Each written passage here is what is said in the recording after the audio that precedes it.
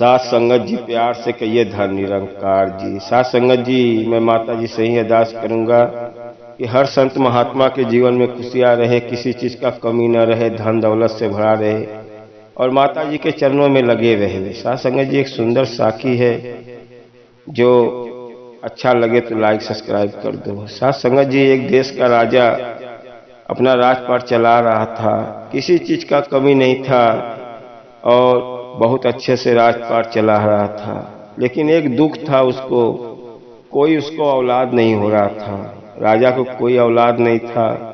औलाद के लिए बहुत दवा दर्पण कराए, बड़े से बड़े डॉक्टर दिखाए, लेकिन उनको कोई औलाद नहीं हुआ। राजा साहब बहुत निराश रहते थे। उनको अपना वारिसदार चाहिए, कोई मेरे राजपाट को चलाने के लिए, मेरे पास कोई औलाद नहीं है।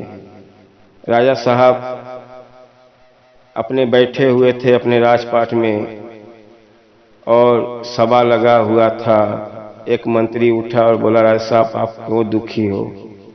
कह रहे मेरे पास कोई औलाद नहीं है, औलाद का दुख है। मैंने बहुत दवा दर्पण कराया लेकिन मेरे पास कोई औलाद नहीं है। मंत्री ने बोला, राजा साहब एक उपाय है, आप कोई तांत्रिक को दिखाओ, तांत्रिक ऊपर विश्वास रखो। राजा साहब पहले के जमाने में तांत्रिक के लोग ऊपर बहुत विश्वास करते थे। राजा को भी लगा कि भाई तांत्रिक को दिखाऊं, शायद तांत्रिक ठीक कर देगा।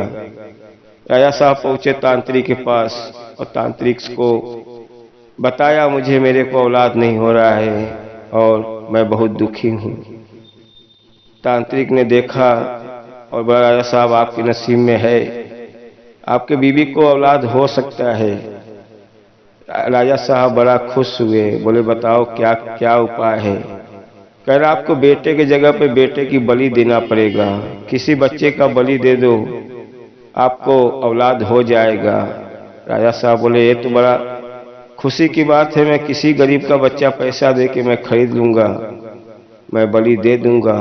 तांत्रिक बोला आप बच्चे का इंतजाम करो और जब बच्चा मिल जाएगा तो मेरे पास लाओ, उसकी बलि दे देंगे और आपको औलाद हो जाएगा। राजा साहब अपने मंत्री लोग से बोले, जाओ देखो कोई ऐसा औलाद मिल जाए गरीब का जो उसको बलि देना है।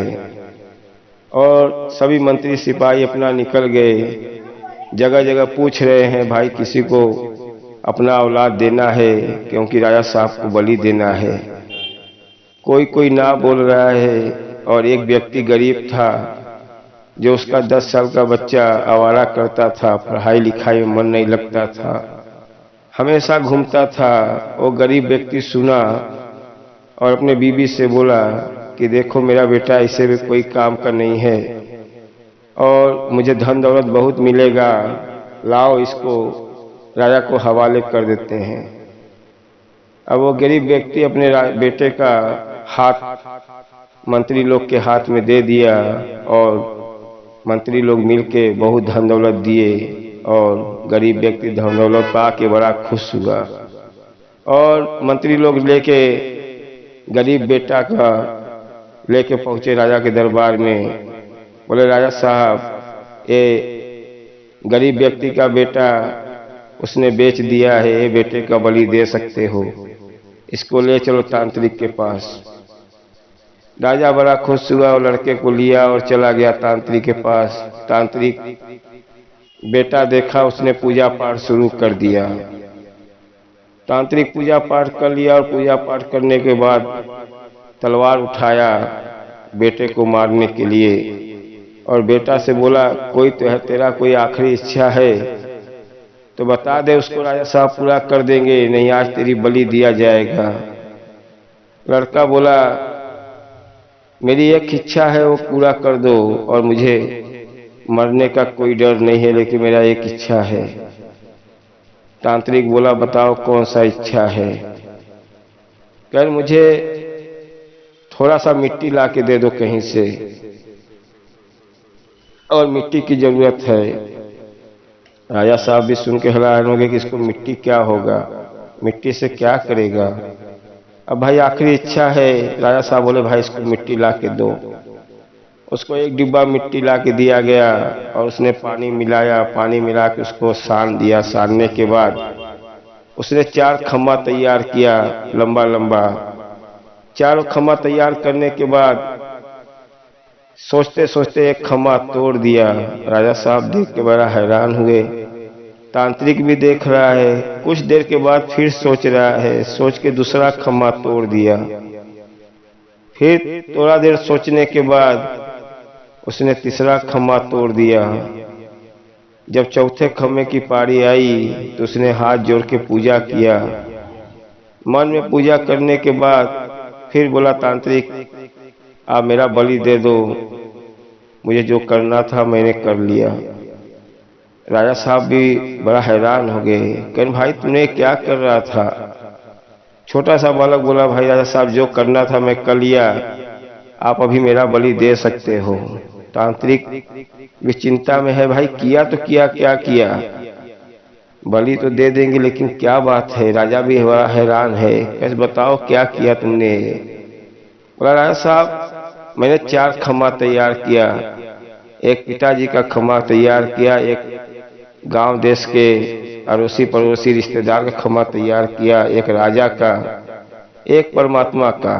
पहला खम्मा मेरे माता पिताजी का था, जो उनका धर्म होता है बेटे को पाल पोस के बड़ा करना, उनके जीवन का रक्षा करना, और माता पिताजी वो काम नहीं कर पाए और पहला खम्मा उनका मैंने तोड़ दिया कि ये कोई काम का नहीं है। दूसरा खम्मा जो मेरे रिश्तेदार लोग का, आजू बाजू का था, उन्होंने मेरे कोई काम नहीं आए, इसके लिए मैंने उनका भी खम्मा तोड़ दिया। और तीसरा खम्मा जो देश का राजा होता है, किसी का अत्याचार ऊपर हो रहा है, किसी का बलि हो रहा है, उसका फर्ज होता है कि जान बचाने का, और राजा भी जान नहीं बचा पाया, इसके लिए उसके ऊपर से भी विश्वास खत्म हो गया, उसका भी खम्मा तोड़ दिया। अब चौथा खम्मा ऊपर वाले परमात्मा का है, जो उसके ऊपर विश्वास है कि जो करेगा वही करेगा। इसके लिए हाथ जोड़ के मैंने उसका प्रार्थना किया कि जो करेगा अभी परमात्मा ही करेगा।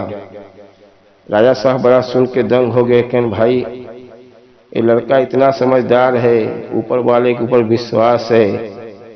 और राजा साहब सोचने लगे कि मैंने अपना धर्म नहीं निभाया, लेकिन कहीं ये बच्चे का मैंने बलि दिला दिया। एक तो मैं अपने देश का राजपाट चलाता हूँ, सबका विश्वास कम हो जाएगा, और कहीं ये बच्चे का बलि होने के बाद मेरे औरत को, मेरे बीवी को लड़का बच्चा नहीं हुआ, कोई इसकी गारंटी नहीं है, तब तो बड़ा अनर्थ हो जाएगा। अब राजा सोचने लगा अभी क्या किया जाए। राजा के मन में सवाल आया कि बेटा इतना बुद्धिमान है, कहीं इसको ही गोद ले लूं और मेरा बेटा बन जाएगा, मेरा वारिसदार हो जाएगा और मेरा चिंता भी खत्म हो जाएगा। राजा साहब ने तांत्रिक को बोला, इसको भी छोड़ दो। राजा साहब ने वो लड़के को गोद ले लिया, अपना बेटा बना लिया, अपने राजमहल में लाए और उसका परवरिश होने लगा, पढ़ाई लिखाई अच्छे से होने लगा। साथ संगत जी, छोटी सी कहानी है, लेकिन सीख यही मिलता है कि आपके साथ में ऊपर वाला है तो आपको कहां से कहां पहुंचा देगा। कभी जीवन में हिम्मत मत हारो। साथ संगत जी, अपना कर्म करते रहो, सदगुरु हमारे साथ साथ है, जो हमारे जीवन की मुक्ति कर देगा, कल्याण कर देगा। आपके ऊपर जो भी मुसीबत है, सदगुरु आपका हर मुसीबत दूर कर देगा। आप विश्वास पक्का रखो, आपका विश्वास सही रहेगा तो आपको कोई चीज का, धन दौलत का, कोई चीज का चिंता नहीं है। साथ संगत जी, दास का वीडियो अच्छा लगा है तो लाइक सब्सक्राइब कर दो, आने वाला वीडियो मिलता रहे, और प्यार से कहिए धर्म का उपकार जी।